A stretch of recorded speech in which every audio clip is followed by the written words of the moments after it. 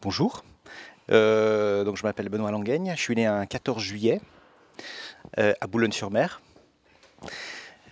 Alors, quelques mots de présentation personnelle. Donc j'ai fait des études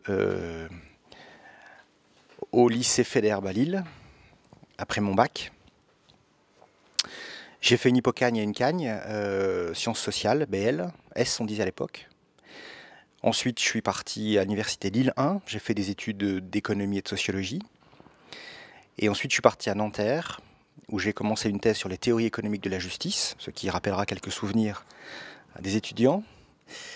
Et puis ensuite, j'ai passé le CAPES de sciences sociales, ce qui m'a permis d'enseigner 2 ans au lycée Ernest Couteau de Saint-Amand-les-Eaux. J'ai enseigné en seconde et en terminale.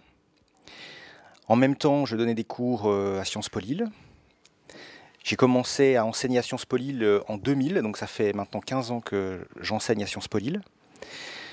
Et ensuite, je suis entré à l'université Lille 1 comme maître de conférence en sciences économiques. J'y ai passé 4 ans. Et au bout de 4 ans, j'ai souhaité venir à Sciences Po. En fait, j'ai toujours voulu venir à Sciences Po. Donc dès qu'il y a eu un poste, une possibilité de mutation, je l'ai saisi. J'ai passé le concours, j'ai réussi ce concours. Et donc je suis arrivé le 1er septembre 2008 en poste ici à Sciences Po Lille. Le 7 septembre 2008, un dimanche soir, j'ai regardé ma boîte mail et il y avait un mail de Pierre Mathiot qui s'intitulait Propositions importantes. Et le mail disait que le directeur des études de l'époque venait de démissionner, que la rentrée c'était le lendemain, et qu'il me proposait donc de prendre le poste de directeur des études, ce que j'ai fait. J'ai fait la pré-rentrée le lendemain, le lundi matin. Et donc ensuite, je suis resté à ce poste directeur des études de la scolarité et des concours pendant 5 ans. Et depuis 2 ans, je suis directeur du développement et des partenariats institutionnels. Donc ça fait 7 ans que je suis directeur adjoint de Sciences Po Lille. Voilà pour la présentation personnelle. Dernière chose quand même, aussi personnelle. Donc je suis marié avec une diplômée de Sciences Po Lille. Pas de la dernière promo, mais de la première promo. Ce qui fait que, évidemment, dans mon environnement amical proche, j'ai beaucoup d'amis qui sont des 3 premières promos de Sciences Po Lille, ce qui me rattache aussi, on va dire, affectivement à l'école, ce qui est en fait assez important. Alors ensuite, le projet que je défends. Bon, je défends un projet qui est d'abord un projet de continuité avec le précédent mandat. Ce serait une surprise de dire que je me mets en opposition par rapport en fait à une ère à laquelle j'ai fortement participé, 7 ans des 8 dernières années. Donc je suis évidemment plutôt dans la continuité. Par rapport à Pierre Mathiot, je suis dans une optique plutôt où j'estime avoir un devoir d'héritage avant d'avoir un droit d'inventaire.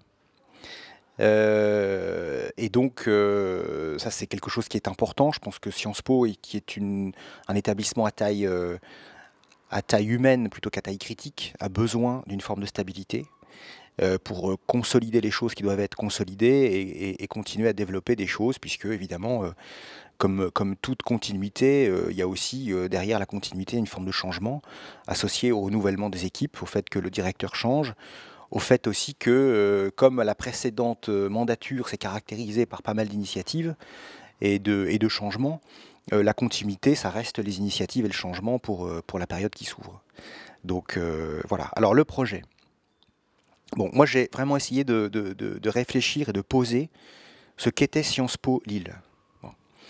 Ce qu'est Sciences Po Lille, pour moi, c'est une sorte de triptyque qui se décline de la manière suivante. La curiosité, je crois que c'est la caractéristique principale des étudiants de Sciences Po Lille. Derrière, l'hétérogénéité des parcours, le fait que certains viennent de l'université, de bac plus 0, de bac plus 1, d'hypocagne, de cagne. La caractéristique principale des étudiants, c'est la curiosité. Pour moi, c'est la plus belle des qualités et c'est la plus importante. Je pense qu'il y a des qualités qui sont des qualités, on va dire, courtes, est fermée, puis il y a des qualités qui sont longues et ouvertes. Je pense que la curiosité, on n'a jamais fini d'être curieux. Alors que, je sais pas, rationnel, soit on est rationnel, soit on n'est pas rationnel. On n'est jamais plus rationnel, ça n'a pas de sens. Par contre, être de plus en plus curieux, ça a un sens. Soit on est légal, soit on n'est pas légal. Un acte, soit il est légal, soit il n'est pas légal. Curieux, c'est une qualité qui se nourrit elle-même et qui, du coup, pour moi, est la plus importante. Je pense que les étudiants qui viennent à Sciences Po ne viennent pas à Sciences Po Lille par hasard. Ils savent qu'ils vont y trouver une formation pluridisciplinaire, à des carrefours, à des frontières, qui va justement nourrir cette pluridisciplinarité.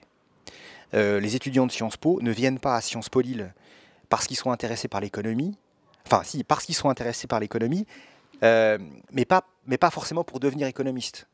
Ils sont intéressés par le droit, mais ils ne veulent pas forcément devenir tous avocats ou magistrats. Bon. Même chose pour les autres disciplines des sciences sociales. Et ça, c'est quelque chose qui est très important pour moi, qui est vraiment l'identité de Sciences Po. Et ça génère, donc c'est la troisième partie, curiosité, pluridisciplinarité. La troisième partie, c'est pour moi tout ce qui est lié aux compétences particulières, spécifiques sur le marché du travail. Je crois que quand on a passé donc 5 ans, 4 ans ou 2 ans à Sciences Po, on a des compétences et des connaissances qui sont en lien avec cette pluridisciplinarité. La pluridisciplinarité, c'est forcément un champ extrêmement large de connaissances associées aux sciences sociales, mais c'est aussi un champ extrêmement large pas simplement de connaissances, mais aussi de compétences. Parce que derrière, il y a des méthodes. Il y a les méthodes du juriste, il y a les méthodes de l'historien, il y a les méthodes de l'économiste, il y a les méthodes du politiste. Et donc, sans le savoir, parce qu'au bout d'un moment, vous vous rendez plus compte que vous passez d'une conférence de méthode de droit à un cours d'économie, à ensuite un autre cours d'histoire et à une conférence de méthode de Sciences Po. Mais tous les jours, vous passez d'une méthode à une autre, d'un cours à un autre, d'un code à un autre. Et donc, vous réussissez à acquérir des compétences qui ensuite se traduisent par une sorte de polyvalence, d'adaptabilité, de réactivité, d'agilité, qui fait que tout de suite, les étudiants de Sciences Po sont repérés sur le marché du travail. Cette fameuse phrase, j'ai tout de suite vu que l'étudiant, enfin le diplômé avait fait Sciences Po.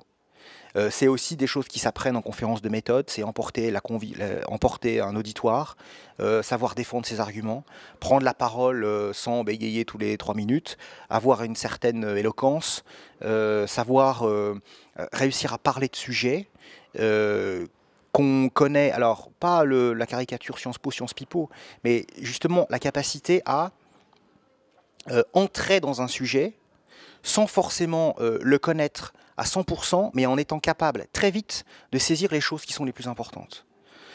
Voilà, ça je pense que c'est des choses que les étudiants de Sciences Po acquièrent à Sciences Po Lille en particulier, et qui sont extrêmement précieuses et qu'il faut garder. Donc une école de sciences sociales, avec la dimension critique des sciences sociales, auquel on tient tous, je crois, qui alimente la curiosité et qui produit des compétences spécifiques particulières sur le marché du travail, qui identifient vraiment des profils particuliers. Bon. Et ça, je peux le dire d'autant plus que depuis ces 2 dernières années, j'ai rencontré beaucoup de diplômés. Bon, les vidéos, les vidéos qu'on a fait tourner là, avec les conférences Les Sommets des carrières, pour l'instant, il y a un maître des requêtes au Conseil d'État, il y a une productrice de cinéma, il y a bientôt un homme politique, il y a une chef d'entreprise. Donc c'est des secteurs et des profils qui sont extrêmement différents. Mais il y a des invariants. Et les invariants, c'est les compétences particulières. La capacité tout de suite à saisir les enjeux, et puis aussi à gérer l'incertitude. Et je pense que, j'allais dire, la formation Sciences Po, elle est d'autant plus d'actualité, en gros, au début du XXIe siècle. Parce qu'au début du XXIe siècle, qu'est-ce qu'on demande à un diplômé, quel que soit son secteur d'activité, c'est d'être capable de gérer les informations, la somme des informations, la complexité de ces informations, d'être capable de gérer les frontières, les carrefours, et donc de gérer l'incertitude. Et je pense que ça, c'est une compétence qui est en fait aujourd'hui la première qui est recherchée sur le marché du travail, quels que soient les secteurs d'activité, et ça colle exactement à la formation Sciences Po Lille. Bon. Donc ça c'est la première chose que je veux dire. Deuxième chose, c'est, je pense qu'à Sciences Po Lille en particulier, il y a une culture particulière. Je pense que on est tous attachés à une grande école publique sélective. Bon, ça c'est une première chose pour dire que l'identité de Sciences Po Lille, c'est une grande école publique sélective. Bon. Deuxième chose, on est attaché aussi, je l'ai dit tout à l'heure déjà, à une taille humaine et pas à une taille critique. C'est-à-dire qu'il est hors de question de dire que dans 5 ans, on aura des promotions. Aujourd'hui, on est 360. 300 plus 60 de l'EJ, donc on est 360. Il est hors de question de dire que dans 5 ans, l'objectif critique, c'est d'atteindre, je sais pas, 700 étudiants pour passer d'un budget de 8,5 millions à un budget de 15 millions. Ça, c'est hors de question. Je pense qu'on y perdrait notre âme, notre identité, et ce à quoi on tient tous. Bon. Mais je crois qu'il y a quelque chose qui est chez toutes les catégories de population qu'accueille Sciences Po Lille, donc les enseignants, les équipes administratives, mais aussi, et sans doute surtout les étudiants, il y a une culture du risque, de l'innovation, une culture je sais pas, du pari, une culture de l'humour, une culture de la passion, de la conviction. Je pense que s'il y a autant d'initiatives étudiantes qui fonctionnent bien, c'est parce qu'il y a un véritable engagement. Alors évidemment, je prends en général Moon parce que les résultats du Moon sont particulièrement célèbres. Le prix Mirabeau parce que c'était il y a 10 jours. Bon, mais je pense que la plupart des grandes initiatives étudiantes sont ancrées dans cette espèce de conviction qui est extrêmement forte à Sciences Po Lille. Il y a une identité très très très forte. Voilà, moi j'ai mis dans mon programme, j'aime bien cette citation de Jules Verne qui dit ce qui est impossible aujourd'hui, c'est ce qui reste à faire pour demain. Je crois que c'est quelque chose qui nous anime. Bon. Sinon, il y a une autre façon de résumer un peu on peut dire aussi que ensemble nous sommes invincibles et unis par la même passion, celle de Sciences Po Lille. Bon, non mais c'est un peu quelque part. Évidemment, vous voyez bien le petit clin d'œil, mais je crois qu'il y a sérieusement, je crois que quand vous chantez ça, alors je suis pas sûr d'assumer tous les couplets qui suivent, hein, mais la ferveur avec laquelle vous chantez ça, je pense qu'il y a derrière ça une véritable sincérité de l'engagement et de l'identité d'une école. Bon, voilà. Bon, alors après, le projet, il y a beaucoup de choses. Donc, il y a beaucoup de choses. Moi, si je résume, alors après, peut-être qu'il y aura des questions, parce que je ne sais pas depuis combien de temps je parle, mais je peux les énumérer au moins, puis après, vous me direz celles qui vous intéressent le plus. Bon, il y a des choses qui sont autour des langues. Ça, c'est un dossier qui, pour moi, est important. Et c'est pas simplement parler anglais ou parler espagnol. C'est vraiment associé à l'identité de la maison sur la pluridisciplinarité. Quand je dis la pluridisciplinarité, c'est les sciences sociales avec leur dimension critique, passer de l'économie au droit, du droit à la science politique et de la science politique à la géographie, voire à certaines disciplines du management. La prolongation, donc c'est la même chose pour moi. C'est aussi passer de l'espagnol à l'allemand ou de l'allemand au chinois, parce qu'à chaque fois qu'on change de langue, on change de code et on change de population. Donc c'est la même chose. C'est c'est le même territoire. C'est celui de la pluridisciplinarité qui produit après les mêmes compétences. Donc c'est vraiment, pour moi, dans l'identité de cette école. Alors, le problème, je sais, je l'ai entendu, je vous dis, ça fait 15 ans que j'enseigne à Sciences Po Lille. Ça fait 15 ans que j'entends la phrase à Sciences Po Lille, en gros, ça va, sauf les langues.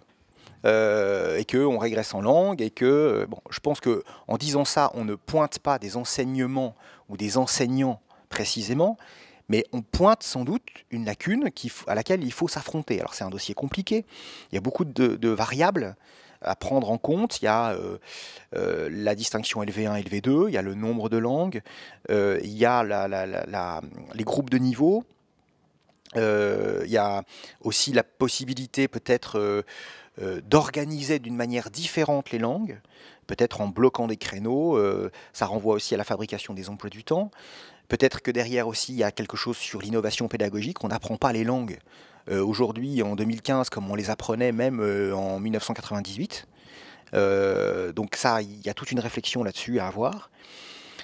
Et puis, l'objectif que j'ai mis dans mon programme, c'est, alors pas l'année prochaine, hein, mais étalé et réfléchi sur 5 ans, la volonté de transformer ce qui est une forme de faiblesse pour le moment en quelque chose qui pourrait être une force, c'est-à-dire de proposer 3 langues vivantes obligatoires à Sciences Po Lille. Et c'est vrai que dans mon programme, j'ai aussi proposé, mais évidemment tout ça il faut en discuter, je suis bien conscient qu'il y a pas mal d'obstacles, mais je pense que c'est... Voilà, ce qui est impossible aujourd'hui, c'est ce qui reste à faire pour demain, que les LV3, ce soient des langues qui soient... alors, des langues qui sont sans doute beaucoup plus difficiles à apprendre que des langues européennes, et je pense à l'arabe et au chinois, parce que je pense que ce sont des langues qui sont importantes aujourd'hui, au début du XXIe siècle, même si le XXIe siècle, maintenant, il est déjà pas mal entamé. Bon. Donc ça, c'est une première chose. Deuxième chose, je crois qu'il y a quelque chose autour de la réforme du cycle master, donc qui a eu lieu il y a 4-5 ans, c'est moi qui l'ai coordonné, donc je l'ai bien en tête.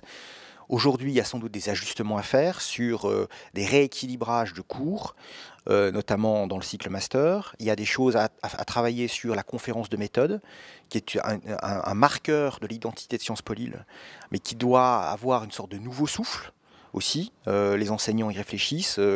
Le point de vue des étudiants est aussi évidemment précieux là-dessus. On est plutôt parti sur les séminaires du semestre 2 du cycle master à une animation un peu à l'anglo-saxonne avec beaucoup de travail en amont et du contrôle continu, pas des contrôles terminaux, donc on change un tout petit peu de culture, mais tout ça ne se fait pas non plus en une seule fois. Mais ça, c'est vraiment important. Donc, les maquettes, l'innovation pédagogique, une réflexion aussi sur les ECTS, que les ECTS ne soient pas simplement des coefficients, mais soient des véritables mesures du volume de travail. Bon. Ensuite, il y a quelque chose sur alors, les emplois du temps en général. Je crois que... et là, c'est quelque chose qui est un peu compliqué, parce qu'on est un peu dans le dilemme de la palette et de la diversité d'un côté, et de l'autre côté, des contraintes que posent ces choix à un certain moment de la maquette. Bon, je pense que les séminaires d'ouverture, dans certaines années, aujourd'hui, la façon dont on les choisit, ou certains cours optionnels, aujourd'hui, la façon dont on les choisit, ce n'est plus satisfaisant, puisque ça ne fait que des mécontents, les étudiants, les enseignants, et qu'il faut sans doute un tout petit peu changer la façon de fabriquer les emplois du temps. Je pense qu'il faut profiter de cette opportunité pour aussi, par exemple, réserver une demi-journée pour des compétitions, pour les compétitions sportives, pour les associations étudiantes, pour que les associations étudiantes puissent travailler sur des projets, pour qu'ils puissent bien gérer leur bureau, leur budget. Bon, donc ça, c'est quelque chose qui est important. Donc ça, c'est une troisième chose. Alors après, si j'énumère tout, je pense que ça va être un petit peu long. Je pense qu'il y a des choses aussi autour du statut des étudiants salariés. Bon, c'est quelque chose qui vient l'année dernière, qui mérite d'être repensé. Je pense qu'on peut, aujourd'hui, je crois qu'il y a 7 étudiants qui bénéficient de ce statut d'étudiant salarié. Bon, ouvrir un statut pour finalement que simplement 7 étudiants bénéficient, ça veut dire qu'il y a sans doute des améliorations à apporter à ce statut, peut-être élargir ou rendre plus souples les conditions pour obtenir ce statut. Voilà, après, il y a des choses aussi, si je quitte un tout petit peu la maquette et puis la vie interne, donc il y a des choses associées au relogement de Sciences Po. Bon, on a quand même des perspectives un tout petit peu plus sûres, puisque la première pierre a été posée le 15 décembre, donc la perspective du déménagement n'est plus remise toujours au calendrier grec. Maintenant, ça devient quelque chose d'assez concret. Mais évidemment, c'est un dossier et un chantier au premier sens du terme qui est très important, auquel il faut prêter attention. Les déménagements, voilà, enfin, vous avez tous vécu des déménagements. C'est comme dans nos vies privées, hein, c'est-à-dire les déménagements, on dit oui, on va faire 3 cartons, et puis finalement on va s'en sortir avec un petit camion. Au final, bon, il faut toujours, ça dépasse toujours un tout petit peu le temps et les anticipations qu'on avait faites, hein, les déménagements. Donc là, je pense que ce sera la même chose à l'échelle d'un établissement comme Sciences Po. Donc il faut éveiller. Ensuite, je pense qu'il y a des choses autour de l'environnement institutionnel, avec la création de l'Université de Lille, avec la création de la Commu. Aujourd'hui, on a un statut qui nous permet d'être aujourd'hui extrêmement réactifs et performants. On est ce qu'on appelle un EPA, donc on est aujourd'hui un EPA, donc une structure qui nous permet d'avoir une personnalité morale, de voter les budgets, de pouvoir recruter les étudiants, de pouvoir recruter les enseignants, d'avoir une forme d'autonomie. On a une université de rattachement, qui est l'université de Lille 2, mais ce rattachement nous laisse une certaine souplesse qui fait notre force. Bon. La perspective de la création de l'université de Lille, avec le rattachement, donc la fusion des 3 grandes universités lilloises, Lille 1, Lille 2, Lille 3 et des 8 écoles, est pour nous une opportunité, sans doute, d'exister dans cet ensemble en transposant le statut que l'on a aujourd'hui vis-à-vis de Lille 2, il faut le transposer par rapport à l'université de Lille. Donc, en gardant cette dépendance dans l'interdépendance qui nous permet d'être aussi performants. Bon. Il faut garder donc nos identités, il ne faut pas non plus se réfugier derrière ces identités, puisqu'on est 2000 étudiants, dans un ensemble qui en fera 70 000 ou 80 000, donc ça ne sert à rien d'avoir le syndrome d'Astérix et de rester un tout petit peu retranché derrière ces particularités. Je crois qu'il faut saisir l'Université de Lille comme étant une opportunité. On peut, en plus avec le déménagement, au centre de Lille, être extrêmement accueillant, être un lieu de rassemblement, de frontières, où justement un carrefour, donc comme la pluridisciplinarité au carrefour des disciplines, et d'être une vitrine. On a aussi une carte à jouer importante sur les programmes de démocratisation. On a une expertise particulière. Le programme PEI est associé à Sciences Po Lille. Je pense que dans le cadre de l'Université de Lille, on serait bien placé pour coordonner, on va dire, tous les programmes associés à la démocratisation de cette Université de Lille. Voilà, bon, j'ai oublié beaucoup de choses, mais je compte sur vous pour relancer sur des choses qui vous tiennent à cœur. Moi j'avais une question sur les langues, parce que vous parlez des LV3. Par exemple, ça fait 3 ans, dont 2 ici, que je fais du grec à LV3. Et pour avoir par exemple discuté avec des gens qui faisaient d'autres LV3 et tout ça, déjà le problème du prix. 110 €, c'est 110 € quand même. Et sur le fait que je discutais avec d'autres personnes ici qui faisaient arabe, après avoir lu votre programme, et on n'était pas trop pour le fait que ce soit démocratisé, par exemple. Dans le sens où c'est quelque chose qu'on fait en plus quand même, et si c'est pour qu'à la fin on se retrouve tous avec les mêmes langues, arabes ou chinois en sortant, pas forcément, surtout que étant en AFE, pour moi c'est plus intéressant de faire du grec, et j'ai aussi des raisons pour l'avoir fait, que de faire de l'arabe ou du chinois si je me décide vraiment à travailler dans les affaires européennes. Donc je pense plus que s'il fallait faire quelque chose sur la LV3, déjà c'est essayer d'avoir un accord avec Lille 3, parce que c'est pas normal qu'on paye autant. Déjà les gens ici payent 60 € s'ils ont cours ici, mais nous en choisissant d'aller à Lille 3 on paye 110 si on n'est pas boursier, ce qui est quand même conséquent en plus des frais d'inscription, et que ce soit reconnu aussi, parce que par exemple au niveau de la moyenne, pour être vraiment très pragmatique, c'est pas reconnu, alors qu'on a un effort moi j'ai 2 heures de cours en plus par semaine, et c'est du travail en plus aussi. Et là, si je me décide par exemple à passer le CLES pour valider tout ça, ça va être encore du travail en plus. Donc je pense qu'il faut plutôt travailler sur garder cette différenciation. Il y a peut-être des gens qui n'ont pas envie d'en faire, et peut-être pour nous, tant mieux, c'est peut-être égoïste, mais il faudrait que l'effort soit reconnu, comme il y a des gens qui sont dans aucune association, tout ça. Quand le patron est là avec ses différents CV, il verra bien que il y a une différence, et c'est peut-être aussi ça qui fait qui peut faire plutôt pour moi la plus-value Sciences Po, plutôt d'avoir qu'on nous laisse la possibilité, mais pourquoi pas améliorer cette possibilité. Je ne sais pas ce que vous en pensez, mais... C'est une partie de la discussion. Moi j'entends bien ce que vous dites, hein. Après, cette réforme, encore une fois, je pense que ça prendra sans doute au moins 6 mois, c'est-à-dire avec des ateliers, des réflexions, il faut échanger, il ne faut pas faire de bêtises, il ne faut pas effectivement s'embarquer dans une réforme qui au final ferait pas consensus. Bon. Mais la question que vous posez, elle est la suivante. Bon, si on est tous d'accord pour dire, alors après, si on n'est pas d'accord sur le constat, évidemment, on n'est pas d'accord sur le chemin à suivre. Mais moi, je suis parti de l'hypothèse que la majorité des étudiants n'étaient pas satisfaits de l'enseignement des langues à Sciences Po Lille. Bon. Alors, première chose.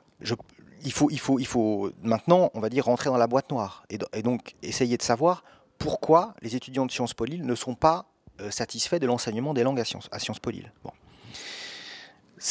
Il faut savoir. Bon. Deuxième chose. Moi, j'ai le sentiment, mais c'est un sentiment, que il y a un déficit peut-être alors peut-être de volume horaire, peut-être de quelque chose qui est associé au groupe de niveau, peut-être quelque chose qui est associé à la distinction LV1 LV2, et qu'il faut essayer d'avoir un enseignement des langues qui est beaucoup plus fin, peut-être, beaucoup plus, pas individualisé, mais qui est peut-être plus ajusté à un certain type de population, et qu'on réussisse à mieux identifier les populations, les niveaux, les besoins. Bon. Deuxième chose. Troisième chose, si vous voyez où je veux en venir. Troisième chose, je pense que si on est d'accord sur cette démarche, on ne pourra pas le faire pour 15 langues. On pourra le faire pour, je dis ça, voilà, sur peut-être pour 5 langues, 6 langues. Bon. Mais est-ce qu'on pourra le faire pour le grec? Je ne sais pas, j'en suis pas sûr, vous voyez. Bon. Voilà, alors après, quatrième chose, je pense aussi que ça renvoie à la fabrication des emplois du temps, donc c'est quelque chose dont vous n'avez en général pas tellement conscience. Mais les enseignants et les équipes administratives considèrent en général que, compte tenu des choix possibles, qui sont redoublés par la possibilité soit de faire les langues en question choisies en LV1 ou en LV2, les langues, quand on construit les emplois du temps, figent les emplois du temps. Et que du coup, rendent ces emplois du temps extrêmement complexes. Je pense que si on fait un rapide audit, bon, j'ai quand même été directeur des études pendant 5 ans, donc je vois à peu près comment ça fonctionne.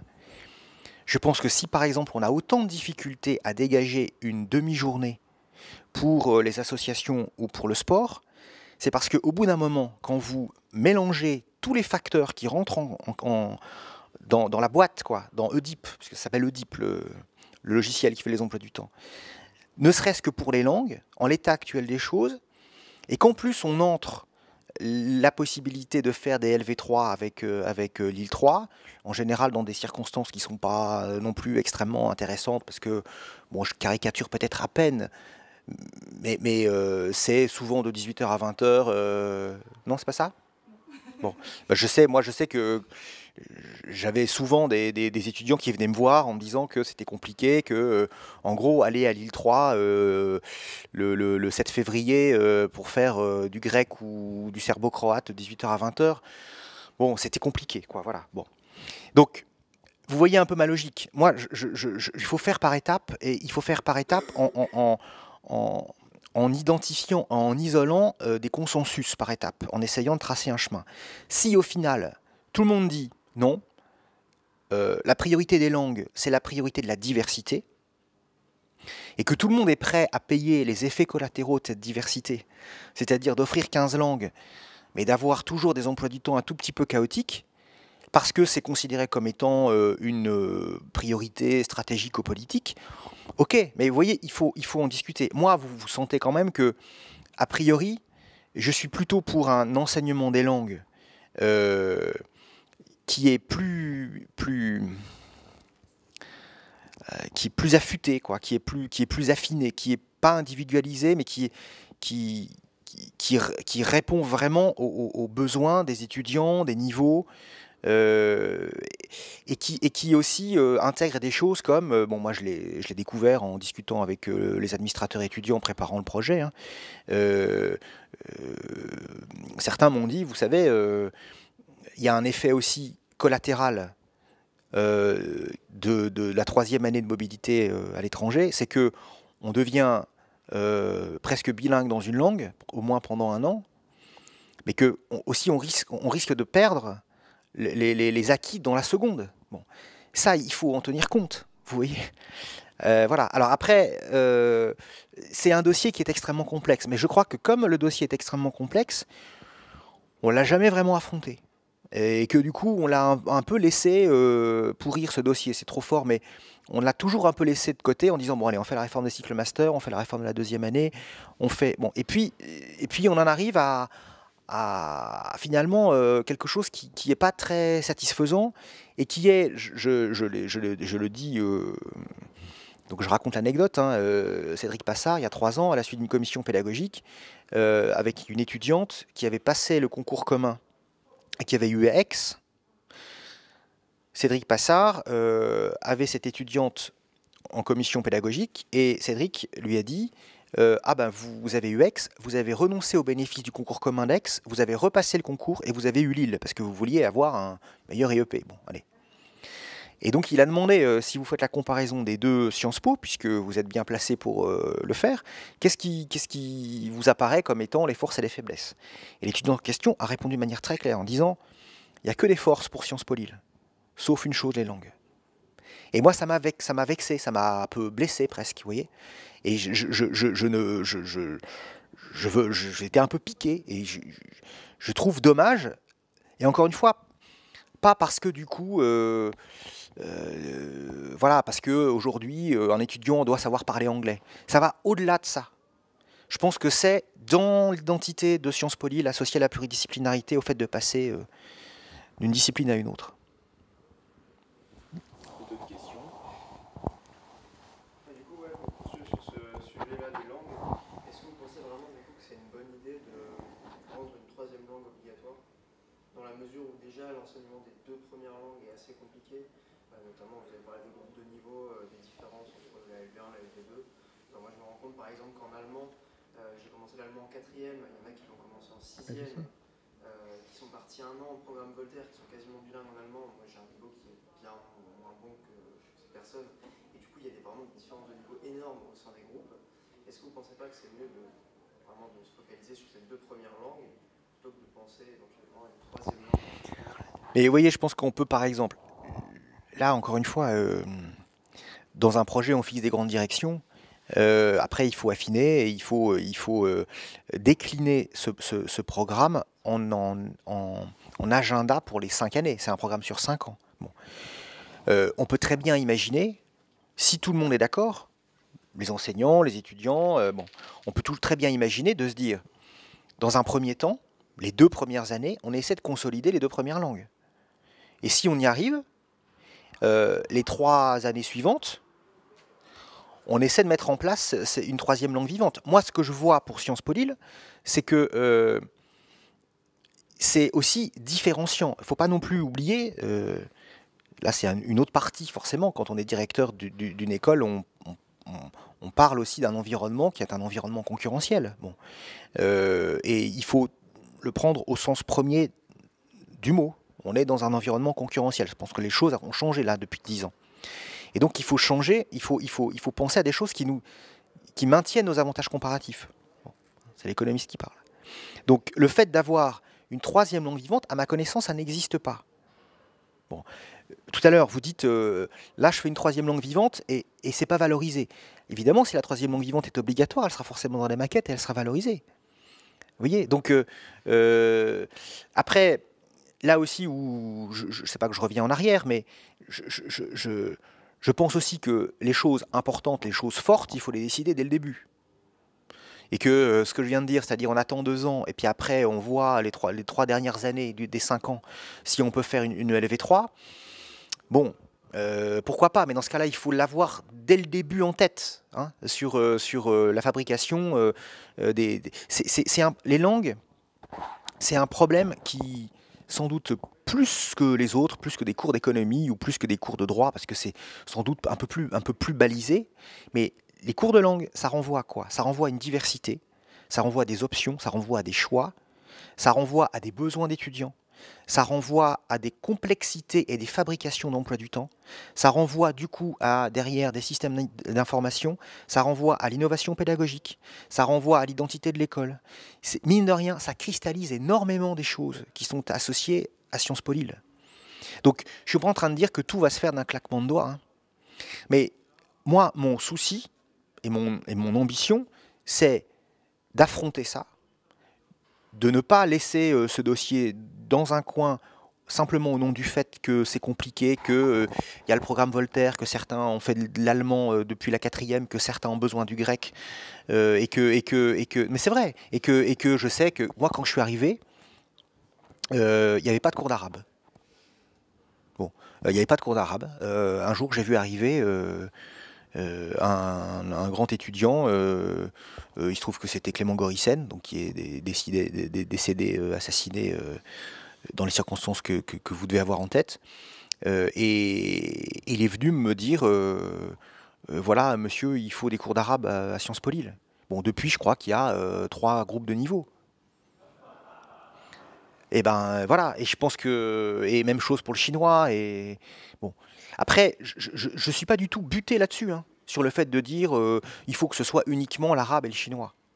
Mais par contre, je pense qu'on ne peut pas dire que la LV3 sera l'arabe, le chinois, le grec, le serbo-croate, le persan, et ainsi de suite. C'est pas possible, on n'y arrivera pas. Voilà, pour des questions aussi pratiques, mais les questions pratiques et les questions techniques, au bout d'un moment, ce sont les questions sur lesquelles vous insistez, parce que les conditions d'enseignement des langues ne sont pas satisfaisantes. Donc il faut bien prendre le problème par un bout. Et par contre, dégager des priorités. Et bien voir ce sur quoi on s'accorde. Je vais peut-être poser une dernière question.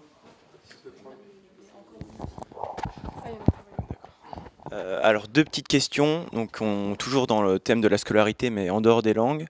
Premièrement, relative à la 3e année, donc vous êtes dit en faveur d'une année en alternance, donc qui serait une année en alternance probablement de 6 mois en stage et 6 mois en université. Est-ce que vous pourriez éventuellement préciser un petit peu plus le déroulé? Et deuxième question, relative à la réforme des masters, donc vous avez conduite, mais comme vous l'avez rappelé, il serait peut-être utile aujourd'hui de procéder à un bilan, puisque nombreux étudiants de 4e année, aussi de 5e année, sont quand même relativement insatisfaits de la manière dont s'est déroulée la 4e année. Notamment, on a l'impression d'avoir un petit peu perdu du temps au premier semestre de 4e année, avec en fait une architecture qui serait un petit peu artificielle en rapprochant des masters comme je dirais CFI et le management des institutions culturelles ou encore développement soutenable et les métiers de l'action publique par exemple. Alors qu'est-ce que vous en pensez sur ces 2 questions-là?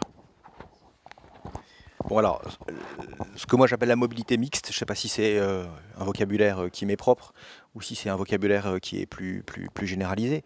Donc la mobilité mixte. Alors, il y a 2 choses. Je pense que d'abord, c'est une demande des étudiants depuis longtemps. 2, il y a une chose qui est en train d'accélérer et de rendre presque évidente cette demande, c'est qu'il y a un décret sur les stages qui est paru le 27 novembre avec un délai d'application extrêmement court, puisqu'il fallait l'appliquer le lendemain, je crois, ou le 1er décembre. Bon.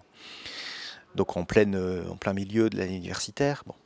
Donc en gros, ce décret, bon, qui part d'une bonne intention, hein, qui consiste en gros à essayer de protéger les stagiaires,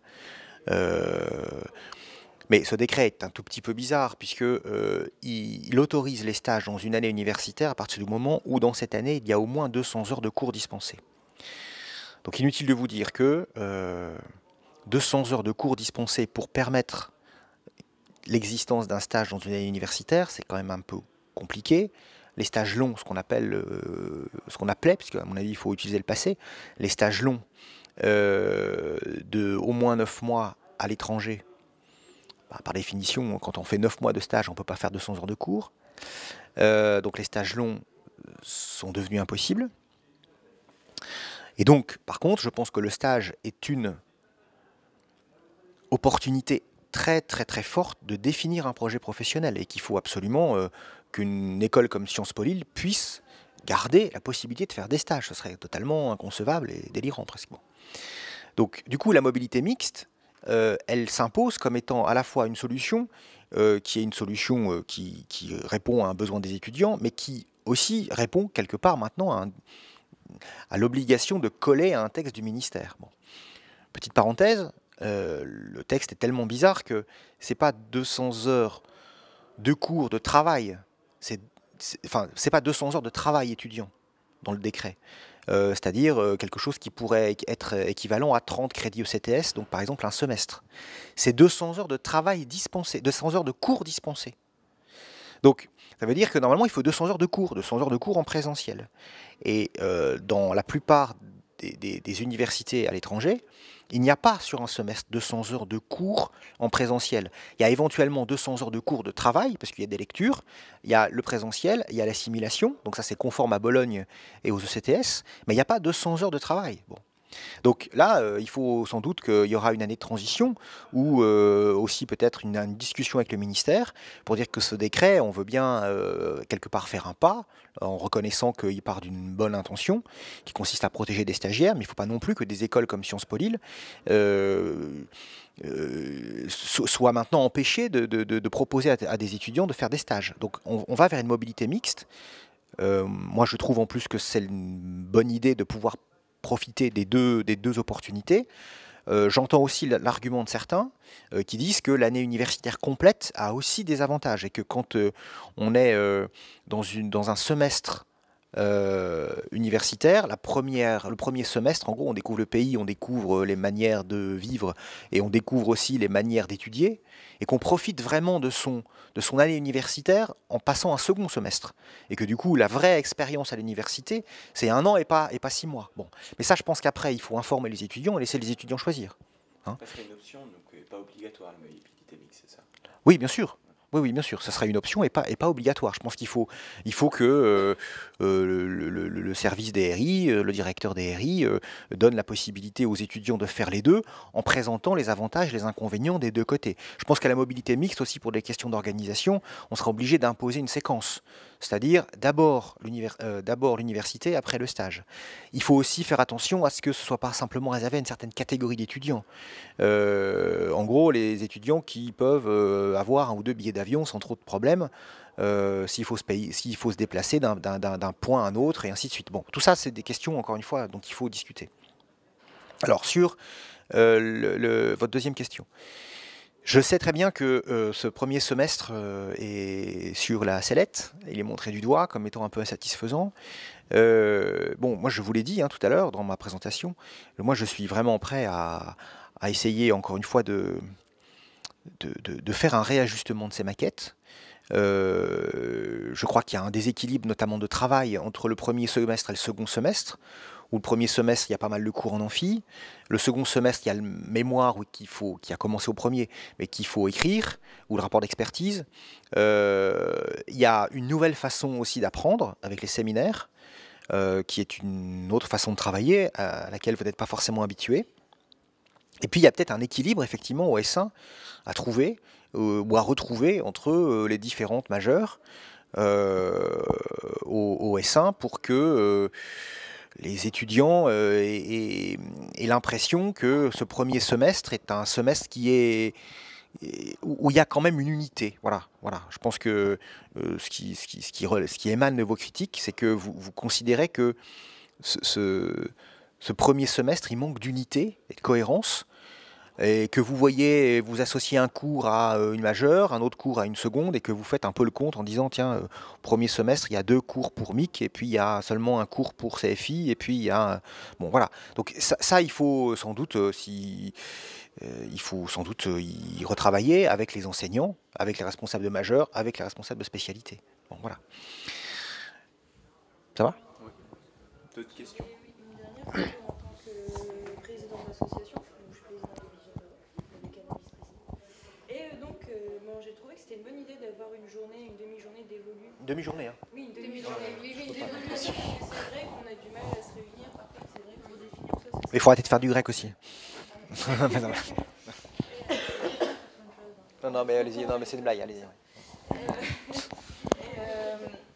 Par contre, je pense qu'il faut faudrait travailler sur quelque chose. Enfin, par exemple, on revient tous plus ou moins, parce qu'on est en 4A, beaucoup dans les assos de 3e année, et où on observe, bon là c'est peut-être un point de détail, mais par exemple sur les conférences, qu'on soit bridé en fait. Que là, je trouve que l'activité associative est assez bridée à Sciences Po, dans le sens où il y a des codes, où on ne peut pas par exemple avoir cette règle, je ne sais pas pourquoi, enfin, la magnifique règle qui dit qu'on peut n'avoir qu'une seule conférence par soir. Du moins une seule conférence labellisée Sciences Po, alors que j'ai parlé avec des FIP, moi je reviens de l'ULB, et où finalement c'est au choix. Enfin, il y a plusieurs conférences, mais on n'a pas forcément tous le même attrait. Bon après si ça tombe un jour où il y a deux choses, il y a deux choses qui nous intéressent, je vais dire une bêtise, genre l'écologie et l'Europe, bon c'est tout, c'est dommage, mais on fait un choix finalement. Comme quand on a tous les séminaires d'ouverture, par exemple en 4e année on en a 15, et ben on fait un choix, alors qu'il y en a peut-être plusieurs qu'on aimerait faire. Et donc c'est un peu dommage, moi je trouve qu'on soit bridé là-dedans et qu'on puisse pas toujours organiser, enfin, je sais pas si tu veux comprendre. Oui, non mais c'est tout à fait, c'était quelque chose, voilà. Alors, à ma connaissance, il y a quand même beaucoup de soirs où il y a plus qu'une conférence. Oui, mais parce D'accord. que, et moi on a déjà été confronté à ce cas-là, et finalement à chaque fois on nous dit c'est hors des circuits Sciences Po. Oui, enfin après c'est tout, c'est Bah, parce que Sciences Po peut labelliser, diffuser en fait, enfin faire de la com sur une seule conférence par soir, et les autres apparemment elles se font plus ou moins en sous-marin. Bah non, c'est pas vrai. Enfin après. Pour avoir les cas, Par exemple, quand on reçoit les mails de Julie Trionne. Exactement. Il me semble que en précisant la salle, parfois on a plusieurs conférences par soir. Alors après, mais pas à la même heure, mais pour avoir eu plusieurs fois. C'est-à-dire que, bon alors d'abord, juste une chose sur les conférences, quand vous avez des enseignants qui viennent, ou même des étudiants qui découvrent un peu la vie des conférences le soir, il y a une richesse, une diversité qui n'existe, je crois, vraiment nulle part ailleurs. Hein. Enfin, c'est une diversité, j'allais dire, politique, sur les thèmes, sur à la fois des invités un peu claquettes, et puis des invités un peu de niche. Je pense qu'il y a une telle palette, mais c'est à l'image de Sciences Po, hein, une telle palette d'invités, à la fois sur les thèmes, sur la précision, la généralité, la notoriété, ou au contraire un peu des choses qui sont plus confidentielles. Je crois que ça n'existe nulle part ailleurs, et je crois non plus ce qui n'existe nulle part ailleurs, c'est le fait que en moyenne sur l'année, il y a une conférence par soir. Bon. C'est gigantesque, hein, comme je ne sais pas si, bon, peut-être que maintenant vous avez pris l'habitude de bénéficier de ça, mais c'est une opportunité, je crois, qui n'existe vraiment, mais nulle part ailleurs. Hein. Je crois, enfin, faudra même voir, je suis désolé, à Sciences Po Paris, je suis pas sûr qu'il y ait autant de conférences ce soir. Bon. Maintenant, alors, ce que vous me dites là, vous voyez, j'ai un peu de mal à adhérer parce que chaque fois que je vois le programme des conférences, je trouve qu'il y en a au moins 2 par soir, quelquefois. Bon. Mais maintenant, si j'essaie de répondre à votre question, je crois que une institution comme Sciences Po Lille doit aussi veiller, même si ça vient des étudiants, c'est quand même à Sciences Po, c'est quand même l'image de Sciences Po, parce que bon, au bout d'un moment, que ce soit Vision d'Europe, Sciences Po Lille, que ce soit Sciences Po Lille école, que ce soit Sciences Po Lille diplômé, au bout d'un moment, c'est Sciences Po Lille. Hein. C'est, je veux dire, pour l'extérieur, pour l'intérieur, c'est Sciences Po Lille. Hein. Bon, donc, même si évidemment les associations sont indépendantes et surtout il faut qu'elles le restent, mais il y a quand même, voilà, c'est l'image de l'école quelque part qui est en jeu. Donc après, pour avoir aussi vécu ça parfois, inviter des personnes qui viennent parfois de Bruxelles, de Londres, de Paris ou des 4 coins du monde, et puis se retrouver devant 10 personnes au nom du choix, parce qu'il y a le choix entre l'Europe et l'écologie, c'est un peu dur, quoi, vous voyez. C'est pas... Donc je pense que s'il y a une volonté peut-être en amont d'essayer de réduire un tout petit peu l'offre, c'est aussi un peu pour concentrer les énergies et pour maximiser les chances que l'assistance soit quand même un tout petit peu fournie. Et que je pense que ça, pour le coup, c'est notre responsabilité de vous glisser cette petite musique, que dire que, bon, voilà, s'il y avait 5 conférences tous les soirs, voilà, avec 3, 10, 15, 20 et 25, je ne sais pas si ce serait très, très satisfaisant.